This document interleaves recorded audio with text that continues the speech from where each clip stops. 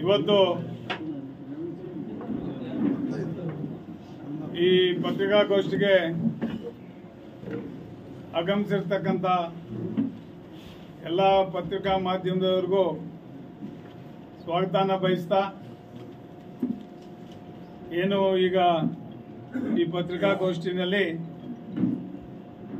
ನಮ್ಮ ಎಲ್ಲ ಸ್ನೇಹಿತರು JDSನ ಎಲ್ಲ ಮುಖಂಡರು ಕೂಡ ಇವತ್ತು ಆಗಮಿಸಿದ್ದಾರೆ. ಬಹುಶಃ ಅವರ ಎಲ್ಲ ಹೆಸರುಗಳು ಕೂಡ ನಿಮಗೆ ಚಿರಪರಿಚಿತ. ಹಾಗೇನೆ ಇವತ್ತು ಕರೆದಿರುವಂತ ಈ ಒಂದು ಪತ್ರಿಕಾಗೋಷ್ಠಿ ಯಾತಕ್ಕಾಗಿ ಏನದು ಕೂಡ ತಮ್ಗೆ ತಿಳಿದಿದೆ. ಆದರೂ ಕೂಡ ಏನು 25ನೇ ತಾರೀಕು ನಡೆದಂತ ಕೋಲಾರ ಹಾಲು, ಯಾರು ಮಾತಾಡ್ಬಿಡಿ ದಯವಿಟ್ಟು, ಕೋಲಾರ ಹಾಲು ಒಕ್ಕೂಟದ ಚುನಾವಣೆಯಲ್ಲಿ ಮುಳಬಾಗಿಲು ತಾಲೂಕಿನಿಂದ JDSನ ಅಭ್ಯರ್ಥಿಗಳಾಗಿ ಪೂರ್ವ ಮತ್ತು ಪಶ್ಚಿಮ, ಪೂರ್ವಕ್ಕೆ ನನ್ನನ್ನ ಅಂದ್ರೆ ಕಡೇನಹಳ್ಳಿ ನಾಗರಾಜನ್ನ, ಪಶ್ಚಿಮಕ್ಕೆ ನಮ್ಮ BV ಸಾಮೇಗೌಡರನ್ನ, ಮತ್ತೆ ಕೋಲಾರ ಕೇಂದ್ರ ಸಮಿತಿಯಿಂದ ಲಕ್ಷ್ಮೀಪ್ರಿಯಾರವರನ್ನ ಚುನಾವಣೆಗೆ ಅಂತಿಮವಾಗಿ ಅಭ್ಯರ್ಥಿಗಳು ಅಂತೇಳಿ ನಮ್ಮ ರಾಜ್ಯಾಧ್ಯಕ್ಷರಾದಂಥ ಶ್ರೀ ಕುಮಾರಸ್ವಾಮಿ ಅವರು ತೀರ್ಮಾನ ಮಾಡಿ ಕಣಕ್ಕಿಳಿಸಿದ್ರು. ಈ ಒಂದು ಚುನಾವಣೆಯಲ್ಲಿ ಪೂರ್ವ ಕ್ಷೇತ್ರದಿಂದ ನಾನು, ಪಶ್ಚಿಮ ಕ್ಷೇತ್ರದಿಂದ BV ಸಾಮೇಗೌಡರು ಈಗಾಗಲೇ ಜೈಬೇರಿ ಬಾರಿಸಿದ್ದೀವಿ. ಮುಳಬಾಗಿಲು ತಾಲೂಕಿನಲ್ಲಿ JDS ಪಕ್ಷ ಅತಿ ಗಟ್ಟಿಯಾಗಿ ಇದೇ ಇವತ್ತಿಗೂ ಅಂತೇಳಿ ಸಾಬೀತು ಮಾಡಿದ್ದೀವಿ. ಈಗಾಗಲೇ ಇದಕ್ಕೆ ಮೊದಲು ನಡೆದಂತ ಒಂದು ಚುನಾವಣೆಯಲ್ಲಿ DCC ಬ್ಯಾಂಕ್ ನಿರ್ದೇಶಕರಾಗಿ ನಮ್ಮ ಸ್ನೇಹಿತರಾದ, ಮೊದಲಿಗೆ ಕಾಂಗ್ರೆಸ್ನ ಅಭ್ಯರ್ಥಿ ಇದ್ರು, ಅವರನ್ನ ಪರಾಭವಗೊಳಿಸಿ ನಮ್ಮ DCC ಬ್ಯಾಂಕ್ ನಿರ್ದೇಶಕರಾಗಿ ಮಾನ್ಯ ರಘುಪತಿ ರೆಡ್ಡಿ ಅವರು ಚುನಾವಣೆಯಲ್ಲಿ ಗೆದ್ದರು. ತದನಂತರ ಈ ಎರಡೂ ಕ್ಷೇತ್ರನ ಜೈಬೇರಿ ಬಾರಿಸಿದ್ದೀವಿ ಅಂತಂದ್ರೆ ನಿಜಕ್ಕೂ ಕೂಡ ಇದರ ಒಂದು ಫಲ ಮತ್ತು ಇದಕ್ಕೆ ಕಾರಣರಾದಂಥವರು ನಮ್ಮ DCC ಬ್ಯಾಂಕ್ ಡೆಲಿಗೇಟ್ಸು, ಮತ್ತೆ ನಮ್ಮ ಏನು ಹಾಲು ಒಕ್ಕೂಟದ ಇವರು ಡೆಲಿಗೇಟ್ಸು, ಇವರು ಮತ್ತು ನಮ್ಮ ಪಕ್ಷದ ನಾಯಕರು ಕಾರ್ಯಕರ್ತರು ಕಾರಣ ಅಂತ ಹೇಳಿದ್ರೆ ತಪ್ಪಾಗಲಾರದು. ಆ ಒಂದು ನಿಟ್ಟಿನಲ್ಲಿ ಪ್ರಥಮವಾಗಿ ನಾವು ಈ ಒಂದು ಡೆಲಿಗೇಟ್ಸ್ಗೆ, ನಮ್ಮ ನಾಯಕರಿಗೆ ಮತ್ತು ನಮ್ಮ ಪಕ್ಷದ ಕಾರ್ಯಕರ್ತರಿಗೆ ಇವರಿಗೆ ಕೃತಜ್ಞತೆಗಳನ್ನು ಇವತ್ತು ಸಲ್ಲಿಸ್ತಾ ಇದ್ದೀವಿ. ಹಾಗೇನೆ ಈ ಒಂದು ಚುನಾವಣೆ ಇವತ್ತು ನಮ್ಮ MLA ಅವರು ಇಲ್ಲಿ ಇರಬೇಕಾಗಿತ್ತು. MLA ಅವರು ತಮ್ಮ ಪ್ರವಾಸದ ಒಂದು ವೇಳಾಪಟ್ಟಿಯಂತೆ ಸ್ಪೇನ್ನಲ್ಲಿದ್ದಾರೆ. ಸ್ಪೇನ್ನಿಂದ ನೀವು ಪತ್ರಿಕಾಗೋಷ್ಠಿ ನಡೆಸಿ ನಿಮಗೆ ಶುಭವಾಗಲಿ ಅಂತೇಳಿ ಅಲ್ಲಿಂದ ನಮಗೆ ಹಾರೈಸಿ ಕಳಿಸಿದ್ದಾರೆ. ನಮ್ಮೆಲ್ಲರ DCC ಬ್ಯಾಂಕ್ ನಿರ್ದೇಶಕರ ಚುನಾವಣೆ ಇರ್ಬೋದು, ನೀವು ಮೊದಲೇ ಇವೆಲ್ಲ ರಿಪೇರಿ ಮಾಡ್ಕೋಬೇಕು.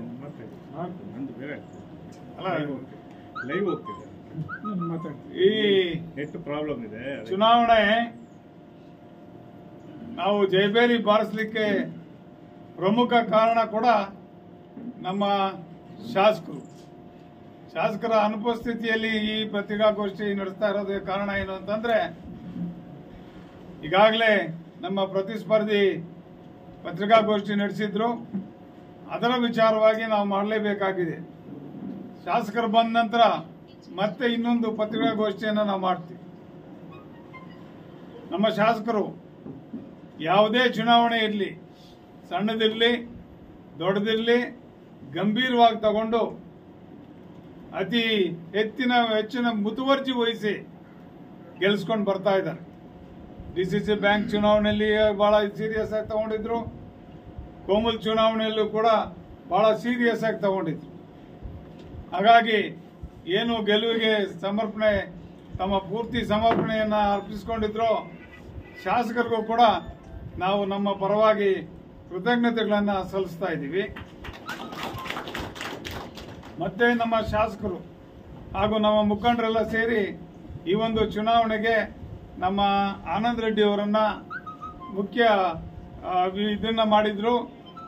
ಅವರ ಒಂದು ನೇತೃತ್ವದಲ್ಲಿ, ಆನಂದ್ ರೆಡ್ಡಿ ಅವರ ನೇತೃತ್ವದಲ್ಲಿ ಡಿಸಿಸಿ ಬ್ಯಾಂಕ್ ಮತ್ತೆ ಕೋಮಲ್ ಚುನಾವಣೆಗಳು ನಡೆದು ಎರಡು ನಿಟ್ಟಿನಲ್ಲಿ ಕೂಡ ಆ ಗೆಲ್ಲಲಿಕ್ಕೆ ಕಾರಣರಾದಂತಹ ನಮ್ಮ ಆನಂದ್ ರೆಡ್ಡಿ ಅವರು ಕೂಡ ನಾವು ಕೃತಜ್ಞತೆಗಳನ್ನು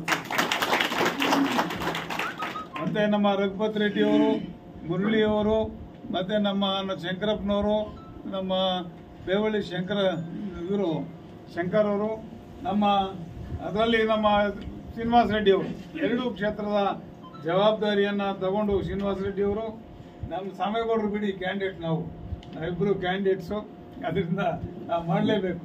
ನಮ್ಮ ಗೊಲ್ಲಳ್ಳಿ ಪ್ರಭಾಕರ್ ಅವರು, ಮತ್ತೆ ನಮ್ಮ ಎಲ್ಲ ಮುಖಂಡರು, ಯಾಕಂದ್ರೆ ಮುಖಂಡರು ನಮ್ಮ ಪಕ್ಷದಲ್ಲಿ ಜಾಸ್ತಿ, ಹಾಗಾಗಿ ಎಲ್ಲ ಮುಖಂಡರು ಕೂಡ ನಾವು ಗೊಲ್ಲಳ್ಳಿ ಜಗದೀಶ್ ಅವರು ಎಲ್ಲ ಕೂಡ ಜವಾಬ್ದಾರಿ ತಗೊಂಡು ಗೆಲ್ಲಿಸಲಿಕ್ಕೆ ಕಾರಣರಾಗಿರ್ತಾರೆ. ಇವರೆಲ್ಲರಿಗೂ ಮತ್ತು ಕಾರ್ಯಕರ್ತರಿಗೂ ಕೂಡ ನಾನು ಕೃತಜ್ಞತೆಗಳನ್ನು ತಿಳಿಸ್ತಾ ಇದ್ದೀನಿ. ಬಂಧುಗಳೇ, ಕೆಲವೊಂದು ವಿಚಾರಗಳ ಬಗ್ಗೆ ಮಾನ್ಯ ನಮ್ಮ ಪ್ರತಿಸ್ಪರ್ಧಿಯಾದಂಥ ಕಲ್ಲುಪಲ್ಲಿ ಪ್ರಕಾಶ್ ಅವರು ಕೆಲವೊಂದು ವಿಚಾರಗಳನ್ನ ಎತ್ತಿದ್ದಾರೆ.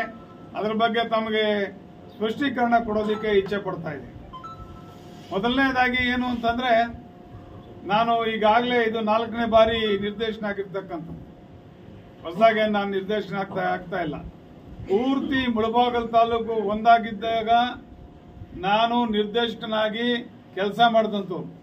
ಈಗ ಅರ್ಧ ಭಾಗಕ್ಕೆ ನಾನು ನಿರ್ದೇಶಕನಾಗೋದಕ್ಕೆ ನನಗೆ ಮೊದಲು ಒಲವಿರಲಿಲ್ಲ.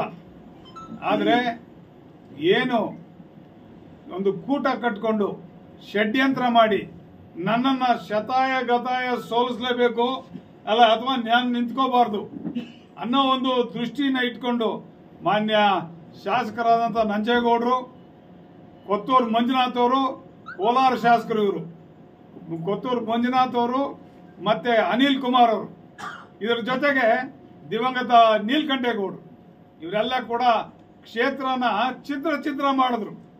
ನಾನು ಗೆಲ್ಲಬಾರದು ಅಂತೇಳಿ ಚಿತ್ರ ಮಾಡಿದ್ರು. ಆವಣಿ ಎಲ್ಲಿದೆ? ಪತ್ರಕರ್ತರು ನೀವೇ ವಿಶ್ಲೇಷಣೆ ಮಾಡಿ.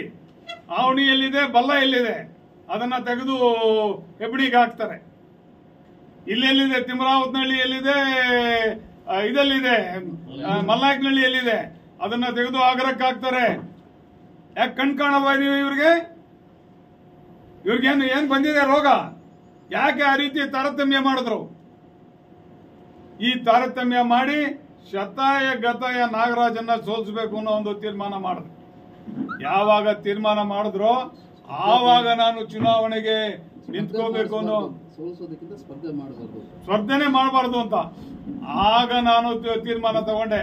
ನಾನು ಚುನಾವಣೆಗೆ ನಿಲ್ಬೇಕು, ನಾನು ಸೋಲ್ಲಿ ಗೆಲ್ಲಿ ನಿಲ್ಬೇಕು, ಸ್ಪರ್ಧೆ ಮಾಡಬೇಕು ಅನ್ನೋ ನಿರ್ಧಾರ ಆವಾಗ ನಾನು ತಗೊಂಡಿದ್ದೆ. ಅಥವಾ ಒಂದೇ ಮನೆಯಲ್ಲಿ ಕಾನ್ಸಂಟ್ರೇಟ್ ಆಗಿಬಿಡ್ಬೇಕು, ಒಂದೇ ಮನೆಯಲ್ಲಿ ಅಧಿಕಾರ ಇರಬೇಕು ಅನ್ನೋ ಭಾವನೆ ನಮ್ಗಿಲ್ಲ. ಭಾವನೆ ಇರೋದು ಬೇರೆಯವರಿಗೆ. ಜಯಸಿಂಹ ಕೃಷ್ಣಪ್ಪ ಅವರು 8 ಸಾರಿ ಗೆದ್ದಿದ್ದಾರೆ. ಅದು ಕಣ್ಣಿಗೆ ಕಾಣಲ್ವಾ? 8 ಸಾರಿ ಗೆದ್ದಿರೋದು. ಇದೇ ನಂಜೇಗೌಡರು ಈಗ 3ನೇ ಬಾರಿ. ಅದು ಕಾಣಲ್ವಾ? ಕಾಡೇನಹಳ್ಳಿ ನಾಗರಾಜ್ ಒಬ್ಬನು ಮಾತ್ರ 4ನೇ ಸಾರಿ ಆದ್ರೆ ಅದು ಕಣ್ಣಿಗೆ ಕಾಣಿಸುತ್ತೆ. ಯಾಕೆ? ನಾನೇನು ಪಾಕಿಸ್ತಾನದವನ? ಇಲ್ಲ ನಾನೇನು ಬಾಂಗ್ಲಾದೇಶದವನ? ನಾನು ಈ ಮುಳಬಾಗಲ್ ತಾಲೂಕಿನವನು, ಕಾಡೇನಹಳ್ಳಿಯಲ್ಲಿ ಹುಟ್ಟಿರೋನು ನಾನು ಕೂಡ. ಈ ಒಂದು ಸಂದರ್ಭದಲ್ಲಿ ನಾನು ಚುನಾವಣೆಗೆ ನಿಲ್ಲಬೇಕಾದಂತ ಒಂದು ಇದಾದ ಕಾರಣ ಇದು. ಮತ್ತೆ ಮೊನ್ನೆ ಪ್ರಕಾಶ್ ಅವರು ಹೇಳ್ತಾರೆ ನನಗೆ ಮಾತು ಕೊಟ್ಟಿದ್ರು ಅಂತ. ನಾನು ಮಾತು ಕೊಟ್ಟಿದ್ರೆ ತಪ್ಪು ಅಂತ ನನ್ನ ಮಗ ಅಲ್ಲ. ನಾನು ಹೇಳಿದ್ದು ಇಷ್ಟೇ. ನನ್ನ ಹತ್ರ ಅವರು ಬಂದು ಮಾತಾಡಿದಾಗೂ ಕೂಡ ನಾನು ಇದೇ ಮಾತನ್ನ ಹೇಳಿದ್ದೀನಿ. ನಾನು ಚುನಾವಣಾ ರಾಜಕೀಯ ಸಾಕಾಗಿದೆ ಅನ್ನೋ ಒಂದು ಮಾತು ಹೇಳಿದ್ದೀನಿ ಹೊರತು ನಾನು ನಿಮಗೆ ಬಿಟ್ಕೊಡ್ತೀನಿ, ನಿಮ್ಗೆ ಮಾಡ್ತೀನಿ ಅಂತ ನಾನು ಒಂದು ಮಾತನ್ನು ಕೂಡ ಹೇಳಿಲ್ಲ. ಇದು ಶುದ್ಧ ಸುಳ್ಳು. ನಾನು ಯಾವತ್ತೂ ಕೂಡ ಅದು ಹೇಳಿಲ್ಲ. ಈ ಸಾರಿ ಅಧಿಕಾರದ ಆಸೆ ಇನ್ನೊಂದು ಅದಲ್ಲ. ನಾವು ಚಾಲ್ತಿ ರಾಜಕಾರಣದಲ್ಲಿ ಇರಬೇಕಾದ್ರೆ ಯಾವುದೋ ಒಂದು ಪದವಿ ನಮ್ಗೆ ಇರಬೇಕಾಗ್ತದೆ. ಆ ಪದವಿ ಇರಬೇಕು ಅನ್ನೋ ಒಂದು ದೃಷ್ಟಿನಲ್ಲಿ ಇದನ್ನ ಇಟ್ಕೊಂಡಿದ್ದೀವಿ ಹೊರತು ಇದಕ್ಕೆ ಅಂಟ್ಕೊಂಡು ಕೂರುವಂತ ಜಾಯಮಾನ ನಂದಲ್ಲ. ಇದರಿಂದಾನೇ ಜೀವನ ಮಾಡಬೇಕು ಅನ್ನೋ ಇದು ಇಲ್ಲ. ನಮ್ದು ಕೂಡ ಜಮೀನ್ದಾರ ಕುಟುಂಬ. ನಾವು 150 ಎಕರೆ ಇದ್ದಂತ ಒಂದು ಜಮೀನ್ದಾರಿ ಕುಟುಂಬ. ನನ್ನ ಭಾಗಕ್ಕೆ 70 ಎಕರೆ ಬಂದಿದೆ. ದಾಖಲೆಗಳಲ್ಲಿ ತೋರಿಸ್ತೀನಿ ಬೇಕಾದ್ರೆ. ನನ್ನ ಭಾಗಕ್ಕೆ ಬಂದಿರತಕ್ಕಂಥದ್ದು 70 ಎಕರೆ. ನಮ್ಮ ಅಪ್ಪನ ಹೆಸರಿನಲ್ಲೇ ಒಂದು ಊರಿದೆ, ನಾರಾಯಣಪುರ ಅಂತ. ಎಲ್ರಿಗೂ ಫ್ರೀ ಸೈಟ್ ಕೊಟ್ಟಿರ್ತಕ್ಕಂಥದ್ದು. ತಿಳ್ಕೊಂಡು ಬನ್ನಿ ಬೇಕಾದ್ರೆ, ಅನಂತಪುರ ಪಕ್ಕದಲ್ಲಿ. ಇಂಥ ವಂಶದಲ್ಲಿ ನಾನು ಹುಟ್ಟಿರ್ತಕ್ಕಂಥದ್ದು. ಇದರಿಂದ ನಾನು ದುಡ್ಡು ಮಾಡಬೇಕು. ನನ್ನ ಮೇಲೆ ಯಥೇಚ್ಛವಾದಂತ ಆಪಾದನೆಗಳನ್ನು ಮಾಡಿದ್ರು. ಆಗ ಮಾಡಿದ್ದಾನೆ, ಈಗ ಮಾಡಿದ್ದಾನೆ, ಏನು ಮಾಡಿದ್ದಾನೆ ಅಂತ. ಏನ್ ಮಾಡಿದ್ದೀನಿ ಅನ್ನೋದು ನನ್ನ ಆತ್ಮಸಾಕ್ಷಿಗೆ ಗೊತ್ತು. ನಾನು ಏನು ಜನಕ್ಕಾಗಿ ಕಷ್ಟಪಟ್ಟಿದ್ದೀನಿ ಅನ್ನೋದು ನನ್ನ ಆತ್ಮಸಾಕ್ಷಿಗೆ ಗೊತ್ತು. ಅದನ್ನ ಇವ್ರ ಮುಂದೆ ಪ್ರೂವ್ ಮಾಡ್ಕೊಳ್ಳೋಂತ ನೆಸೆಸಿಟಿ ನನಗಿಲ್ಲ. ಅವ್ರವ್ರ ಎದೆ ಮುಟ್ಕೊಂಡು ಕೇಳ್ಕೊಂಡ್ರೆ ಸಾಕು, ನಾವೇನ್ ಚೆನ್ನಾಗಿದ್ದೀವ, ನಾವು ಕರೆಕ್ಟ್ ಆಗಿದ್ದೀವ ಅಂತ. ನಂತರ ಇನ್ನೊಂದು ಹೇಳಿದ್ರು, ಮಂಡಿಕಲ್ ವೆಂಕಟೇಶ್ ಅವರು ಇವ್ರಿಗೆ ಬಿಟ್ಕೊಟ್ರು ಅಂತ. ಬಹುಶಃ ಪ್ರಕಾಶ್ ಅವರು ಮರ್ತಿರ್ತಾರೆ ಅಂತ ಕಾಣಿಸುತ್ತೆ. ಮಂಡಿಕಲ್ ವೆಂಕಟೇಶ್ ಅವರು ಸತ್ತ ಮೇಲೆ ನಾನು ಡೈರೆಕ್ಟರ್ ಆಗಿದ್ದೆ. ಅದು ಕೂಡ ನನ್ನ ಮೇಲೆ ಪ್ರಥಮ ಬಾರಿಗೆ ನನ್ನ ಮೇಲೆ ನಿಂತಿದ್ದವರೇ ಮಂಡಿಕಲ್ ವೆಂಕಟೇಶ್ ಅವರ ಹೆಂಡತಿ ಸುಜಾತಮ್ಮ ಮಂಡಿಕಲ್ ವೆಂಕಟೇಶ್ ಅವರು ಪ್ರಥಮ ಬಾರಿಗೆ ನನ್ನ ಮೇಲೆ ನಿಂತಿದ್ದಂತವ್ರು. ಅವರು ಆಗ 35 ಓಟಲ್ಲಿ ಪರಾಭವಗೊಂಡ್ರು. ಯಾಕೆ? ನಾನೊಂದು ಕುಟುಂಬದಿಂದ ನಾನು ಆಗ್ಬಾರ್ದಾ? ನೀವು ಆಗ್ಬಾರ್ದು ನಾನು ಹೇಳಿಲ್ಲ. ನಾನು ಆಗ್ಬಾರ್ದಾ? ಅವಾಗ ಮಂಡಿಕಲ್ ವೆಂಕಟೇಶ್ ಅವ್ರ ಹಿಂದ್ಗಡೆ ಕೆಲಸ ಮಾಡಿ ಅವ್ರನ್ನ ಗೆಲ್ಲಿಸ್ತಾ ಇದ್ದಿದ್ದೆ ನಾನು. ಇನ್ನೊಂದು, ಈ ಫೀಲ್ಡ್ಗೆ ನನ್ನ ಕಾಂಟ್ರಿಬ್ಯೂಷನ್ ಗೊತ್ತಿದೆಯಾ ನಿಮಗೆ? 1993ರಲ್ಲಿ ಗೋಲಿಬಾರ್ ಆಗಿದ್ದಾಗ ನಾವು ಹೋರಾಟ ಮಾಡಿ ರೇಟ್ ಕೊಡಬೇಕು ಅನ್ನೋ ಒಂದು ದೃಷ್ಟಿನಲ್ಲಿ ಹೋರಾಟ ಮಾಡಿರ್ತಕ್ಕಂಥವ್ರನ್ನ ಅವ್ರು 93ರಲ್ಲಿ. ಈಗಲ್ಲ, 2000 ಇಸ್ವಿನಲ್ಲಿ ಮತ್ತೆ ಫ್ಯಾಟು, SNF ಇವೆಲ್ಲದರ ಬಗ್ಗೆ ಹೋರಾಟ ಮಾಡಿ 2000ದಲ್ಲಿ ಗೋಲಿಬಾರ್ ಆಗಿ, ಆ ಗೋಲಿಬಾರಲ್ಲಿ ಏಟ್ ತಿಂದು 15 ವರ್ಷ ಕೋರ್ಟ್ ಕಳೆದಿದ್ದೀವಿ ನಾವು ಈ ಕೇಸಲ್ಲಿ. ಆರ್ ವೆಂಕಟರಾಮಯ್ಯನವರು, ನಾನು, ದಿವಂಗತ MLA ಶ್ರೀರಾಮ್ ರೆಡ್ಡಿ ಅವರು, ಅಬ್ಡಿ ಶಂಕರ್ ಅವರು. ಇವತ್ತಿಗೂ ಅದು ದಾಖಲೆ ಇದೆ. ಏಕಾಏಕಿ ನಾನು ಫೀಲ್ಡ್ ಬಂದವನಲ್ಲ, ಏಕಾಏಕಿ ನಾನು ಫೀಲ್ಡ್ ಬಂದಿಲ್ಲ. ನಾನು ಕಷ್ಟಪಟ್ಟು, ನಾನೆಲ್ಲ ಕಷ್ಟಪಟ್ಟು ಬಂದಿರತಕ್ಕಂಥವನು. ನಾನು ಬಂದಾಗ ಕೇವಲ 60-70 ಸೊಸೈಟಿ ಇತ್ತು. ಇವತ್ತು 200 ಸೊಸೈಟಿ ಮೇಲೆ ಜಾಸ್ತಿ ಮಾಡಿದ್ದೀನಿ. ಇದು ಸಾಧನೆ ಅಲ್ವಾ? 5 ವರ್ಷದಿಂದ, ಹೋದ ವರ್ಷ 5 ವರ್ಷದಿಂದ ನಾನು ಗೆದ್ದಾಗ ಪ್ರಕಾಶ್ ಅವರು ನನಗೆ ಸಹಾಯ ಮಾಡಿದ್ದಾರೆ. ನಾನು ಇಲ್ಲ ಅಂತ ಹೇಳೋದಿಲ್ಲ. ಹಾಗೇನೆ 5 ವರ್ಷಗಳ ಕಾಲ ಕೂಡ ಅವರಿಗೆ ಯಾವುದೇ ರೀತಿಯಾದಂತ ನೋವು ಉಂಟು ಮಾಡದೆ, ಯಾವುದೇ ರೀತಿಯಾದಂತ ಇದು ಮಾಡದೆ ಅವರನ್ನ ಅತ್ಯಂತ ಒಳ್ಳೆ ಭಾವನೆಯಲ್ಲಿ ನಡೆಸ್ಕೊಂಡು ಹೋಗಿದ್ದೀನಿ. ಪ್ರಕಾಶ್ ಅವರು ರಾಜೇಂದ್ರ ಗೌಡ್ರಿಗೂ ಮಾಡಿದ್ರು. ರಾಜೇಂದ್ರ ಗೌಡ್ರು ಕಾಂಗ್ರೆಸ್ನಲ್ಲಿದ್ರು. ಅವರು ಸಪೋರ್ಟ್ ಮಾಡ್ಬೋದಾಯ್ತಲ್ಲ. ಹಾಗಾದ್ರೆ ಅವ್ರು ಯಾಕೆ ಮಾಡಲಿಲ್ಲ ಸಪೋರ್ಟು? ನಮ್ಮದು ಮಾತ್ರ ಹೇಳ್ತಾ ಇದ್ದಾರೆ. ಇದು ನಮ್ಮದೊಂದು ಪಕ್ಷ. ಇದು ಜಾತ್ಯತೀತ ಜನತಾದಳ ಪಕ್ಷ. ಇದಕ್ಕೊಂದು ಹೈಕಮಾಂಡ್ ಇದೆ, ಇದಕ್ಕೊಬ್ಬ MLA ಇದ್ದಾರೆ, ಇದಕ್ಕೊಬ್ಬ ನಾಯಕರುಗಳಿದ್ದಾರೆ, ಅಸಂಖ್ಯಾತ ಕಾರ್ಯಕರ್ತರಿದ್ದಾರೆ. ಅವರ ಭಾವನೆಗಳಿಗೆ ನಾವು ಇದನ್ನ ಕೊಡೋದು, ಗೌರವ ಕೊಡೋದು ನಮ್ಮ ಕರ್ತವ್ಯ. ಹಾಗಾಗಿ ನಮ್ಮ ರಾಜ್ಯಾಧ್ಯಕ್ಷರು ನಮ್ಮನ್ನ ಕ್ಯಾಂಡಿಡೇಟ್ ಆಗಿ ಅನೌನ್ಸ್ ಮಾಡಿದ್ದಾರೆ. ಕಂಟೆಸ್ಟ್ ಮಾಡಿದೀವಿ. ದೇವರ ದಯೆಯಿಂದ ಮತ್ತೆ ಕಾರ್ಯಕರ್ತರ ಒಂದು ಇದರಿಂದ ನಾವು ಗೆದ್ದಿದ್ದೀವಿ. ಹಾಗೇನೆ ನಾನು ಯಾವತ್ತೂ ಮಾತು ಕೊಟ್ಟಿಲ್ಲ. ನಮ್ಮ MLA ಅವ್ರ ಬಗ್ಗೆ ಮಾತಾಡಿದ್ದಾರೆ. MLA ಅವರು ನಿಜಾನೇ ಪಕ್ಷದಿಂದ ಕ್ಯಾಂಡಿಡೇಟ್ ಅವರು. ನೀವು ಪ್ರತಿ ಮಾತಿಗೂ ಹೇಳಿದಿರಿ, ನಾನು ಇಂಡಿಪೆಂಡೆಂಟು ಅಂತ ಹೇಳಿದಿರಿ. ನನಗೂ ಪಕ್ಷಕ್ಕೂ ಸಂಬಂಧ ಇಲ್ಲ ಅಂತ. ಹಾಗಿರೋವಾಗ ಅಸಂಖ್ಯಾತಂತಹ ಲಕ್ಷಾಂತರ ಜನ MLA ಆಗೋದಕ್ಕೆ ಸಪೋರ್ಟ್ ಮಾಡಿದ್ದಾರೆ. ಅಷ್ಟು ಜನಕ್ಕೂ ಕೂಡ ನಮ್ಮ MLA ಒಳ್ಳೆ ಹೆಸರು ತಗೊಂಡಿದ್ದಾರೆ, ಒಳ್ಳೆ ಕೆಲಸಗಳನ್ನ ಮಾಡ್ತಾ ಇದ್ದಾರೆ. ಇವತ್ತು ಯಾವ ನಮ್ಗೆ MLA ಮಾಡ್ತಾ ಇರೋಂಥ ಕೆಲಸ ಒಂದು ಆಪೋಸಿಷನ್ ಅಲ್ಲಿ ಇದ್ದು ಯಾವ ವ್ಯಕ್ತಿ ಕೂಡ ಮಾಡೋದಕ್ಕಾಗಲ್ಲ. ಅಂತ ಕೆಲಸಗಳನ್ನ ನಮ್ಮ MLA ಅವರು ಇವತ್ತು ಮಾಡ್ತಾ ಇದ್ದಾರೆ. ಅವ್ರಿಗೂ ಕೂಡ ನಾವು ಕೃತಜ್ಞತೆಗಳನ್ನ ಹೇಳಬೇಕಾಗ್ತದೆ ಈ ಸಂದರ್ಭದಲ್ಲಿ. ಮತ್ತೆ ಇನ್ನೊಂದು ಹೇಳಿದ್ರು, ಆಲಂಗೂರು ಶ್ರೀನಿವಾಸ್ ಅವರು ಬೆಳೆಸಿದ್ರು ಅಂತ. ಹೌದು, ಬೆಳೆಸಿದ್ದಾರೆ. ಆಲಂಗೂರು ಶ್ರೀನಿವಾಸ್ ಅವರು ಬೆಳೆಸಿಲ್ಲ ಅಂತ ನಾನು ಹೇಳ್ತಾ ಇಲ್ಲ. ಬಟ್ ಆದ್ರೆ ಆಲಂಗೂರು ಶ್ರೀನಿವಾಸ್ ಅವರು ಬೆಳೆಯೋದಕ್ಕೂ ನಾವು ಕನ್ನಡರಾಗಿದ್ದೀವಿ. ಅವ್ರ ಹಿಂದ್ಗಡೆ ಸದಾ ನೆರಳು ರೀತಿ ಇರ್ತಾ ಇದ್ವಿ. ಅವ್ರು ಹೇಳಿದ ಕೆಲಸ ಚಾಚು ಚಪ್ಪದೆ ಮಾಡ್ತಾ ಇದ್ವಿ, ಎಲ್ಲ ಮಾಡ್ತಾ ಇದ್ವಿ. ಆಲಂಗೂರು ಶ್ರೀನಿವಾಸ್ ಅವರು ನಮ್ಮನ್ನು ಬೆಳೆಸಿದ್ದಾರೆ. ಆಲಂಗೂರು ಶ್ರೀನಿವಾಸ್ ಅವರ ಹಿಂದೆ ನಾವು ಇದ್ದೀವಿ. ಹಾಗಾಗಿ ಇದೊಂದು ಪಕ್ಷದ ಎಲ್ಲರನ್ನೂ ಬೆಳೆಸೋದು ನಾಯಕರ ಒಂದು ಕರ್ತವ್ಯ. ಇದು ಮಾಡಿರ್ತಕ್ಕಂಥದ್ದು. ಮತ್ತೆ ನಮ್ಮ ಶ್ರೀನಿವಾಸ್ ಅವ್ರ ಬಗ್ಗೆ ಏನು ಮಾತಾಡೋದು, ನಾವು ಹೈಜಾಕ್ ಮಾಡ್ಕೊಂಡು ಹೋದ್ವಿ, ಅವ್ರು ಕೇಳ್ಕೊಂಡ್ರು, ಬಿಡ್ಲಿಲ್ಲ, ಅದೆಲ್ಲ ಅಂತ. ಇದೆಲ್ಲ ಒಂಥರ ಕಪೋಲ ಕಲ್ಪಿತ. ಇದು ನಾವು ಯಾವತ್ತೂ ಶ್ರೀನಿವಾಸ್ ಅವ್ರನ್ನ ಫೋರ್ಸ್ಫುಲ್ ಆಗಿ, ನನಗೂ ಬಂದು ಹೇಳಿದ್ರು ನಮ್ಮ ತಾಯಿಯವರು ಇದ್ದಿದ್ದಾರೆ ಅಂತ, ಸರಿ ಏನು ದೇವಸ್ಥಾನಕ್ಕೆ ಹೋಗಿ ಬಂದ್ಬಿಡೋರಂತೆ ಬರ್ರಪ್ಪ ಅಂತ ಹೇಳಿದ್ದೀವಿ ಹೊರತು ನಾವು ಫೋರ್ಸಿಬಲ್ ಆಗಿ ಅವ್ರನ್ನ ಕರ್ಕೊಂಡು ಹೋಗಿಲ್ಲ. ಅದೆಲ್ಲ ನಿಮ್ಮ ಒಂದು ಊಹೆ ಅಷ್ಟೇ ಅಂತಾನೆ ಈ ಸಂದರ್ಭದಲ್ಲಿ ನಾನು ಹೇಳೋದಕ್ಕೆ ಇಚ್ಛೆ ಪಡ್ತಾ ಇದ್ದೀನಿ. ಹಾಗೇನೆ ಬಂಧುಗಳೇ, ನಾವೇನೋ ಟೂರ್ ಕರ್ಕೊಂಡು ಹೋಗ್ಬಿಟ್ವಿ, ಅಲ್ಲಿ ಕರ್ಕೊಂಡು ಹೋಗ್ಬಿಟ್ವಿ, ಇಲ್ಲಿ ಕರ್ಕೊಂಡು ಹೋಗ್ಬಿಟ್ವಿ ಅಂತ. ಯಾರು ಕರ್ಕೊಂಡು ಹೋಗದೆ ಇರೋದು? ಯಾರು ಕರ್ಕೊಂಡು ಹೋಗಿಲ್ಲ?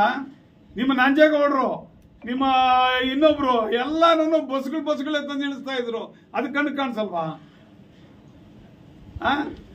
ಅದು ಕಣ್ಣು ಕಾಣಿಸಲ್ವಾ? ಎಲ್ಲಾರು ಬಸ್ಗಳೇ ತಂದು ಇಳಿಸ್ತಾ ಇದ್ದಿದ್ದು.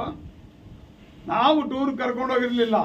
ಯಾರು ಅವರೇ ಬಂದು ಅಣ್ಣ ಎಲ್ಲಾದ್ರೂ ಒಂದ್ ಕಡೆ ಇರ್ತೀವಿ, ಸುಮ್ಮನೆ ನಮ್ಮನ್ನು ಹಿಂಸೆ ಮಾಡ್ತಾ ಇದ್ದಾರೆ, 3 ಜನ ಬಂದು ದುಡ್ಡು ಕೊಡ್ತಾ ಇದ್ದಾರೆ, ನಮಗೆ ದಯವಿಟ್ಟು ಪ್ರೊಟೆಕ್ಷನ್ ಕೊಡಿ, ನಾವೆಲ್ಲ ಒಂದ್ ಕಡೆ ಇರ್ತೀವಿ ಅಂದಿದ್ದಕ್ಕೆ ಅವ್ರನ್ನ ಕರ್ಕೊಂಡು ಹೋಗಿ.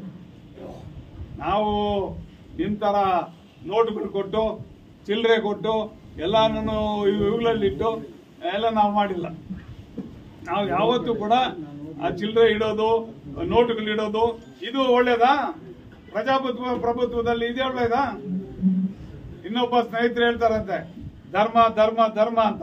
ಹೌದು, ಧರ್ಮ, ಪ್ರಜಾಪ್ರಭುತ್ವ ನಂಬರ್ ಗೇಮ್. ಇದು ನಂಬರ್ ಗೇಮ್. ಯಾರು ನಂಬರ್ ಜಾಸ್ತಿ ತಗೊಂಡಿರ್ತಾನೋ ಅವನು ಗೆಲ್ತಾನೆ. ಧರ್ಮ ಇವಾಗ ನಮ್ ಕಡೆ ಇದೆ, ನಾವು ಗೆದ್ದಿದ್ದೀವಿ. ನಾವು ಧರ್ಮ ನಮ್ ಕಡೆ ಇದೆ. ನಾವು ಒಳ್ಳೆ ಕೆಲಸ, ಇನ್ನೇನು ನಾವು ಒಬ್ಬರ ಬಗ್ಗೆ ಟೀಕೆ ಮಾಡಕ್ ಹೋಗಲ್ಲ. ನನಗೂ ಸಹಾಯ ಮಾಡಿದಾರ ಅವರು, ಇಲ್ಲ ಅಂತ ಹೇಳಿಲ್ಲ. ಹಾಗಂತೇಳಿ ನಾವು ಯಾರ ಬಗ್ಗೆನೂ